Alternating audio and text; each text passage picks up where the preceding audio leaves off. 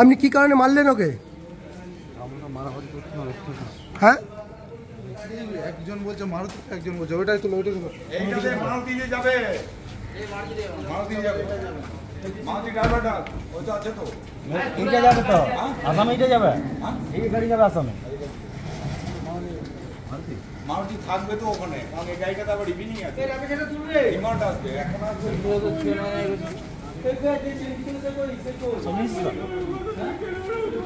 আচ্ছা অভিষেক বাবু, অভিষেক বাবু করে স্যার, অভিষেক বাবু, অভিষেক বাবু কিছু যাবে, আমাদের মেডিকেল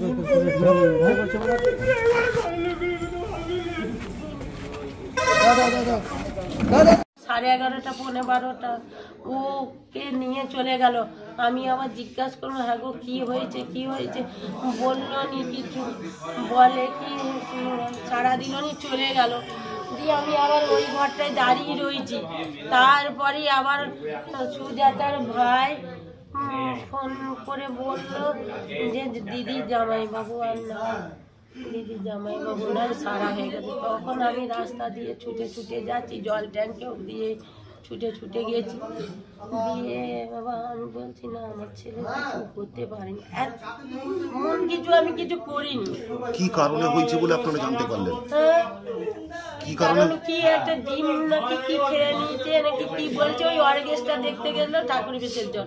তাহলে কোথায় সেটা? ওই ক্লাবে, বিএসবি ক্লাবে। সেই নিয়ে গন্ডগোল? সেই নিয়ে গন্ডগোল হয়েছে।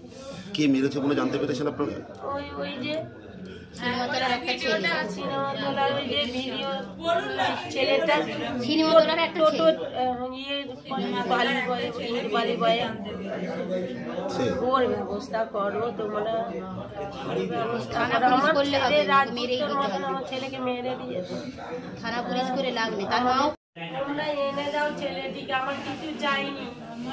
ওই যে ছেলের নাম কি, ছেলের নাম বললে যে এনে দিন না, ওকে ওকে আনতে হবে, নিয়ে যাই আমার স্বামীটাকে এনে দিন না, ওকে ছেড়ে থাকতে পারবো না।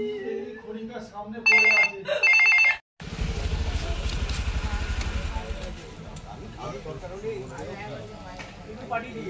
দাদা কোনো ঘটনাই খাওয়া হয়েছে, বাড়ি মাঠে হয়েছে, ওই নেতাজি মিষ্টান্ন মন্দিরের সামনে হয়েছে, তারপরে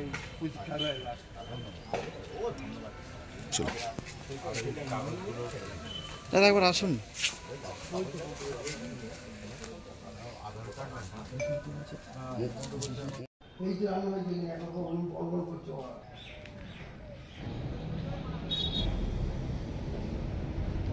হ্যাঁ হ্যাঁ, আমি কিনতে নাকি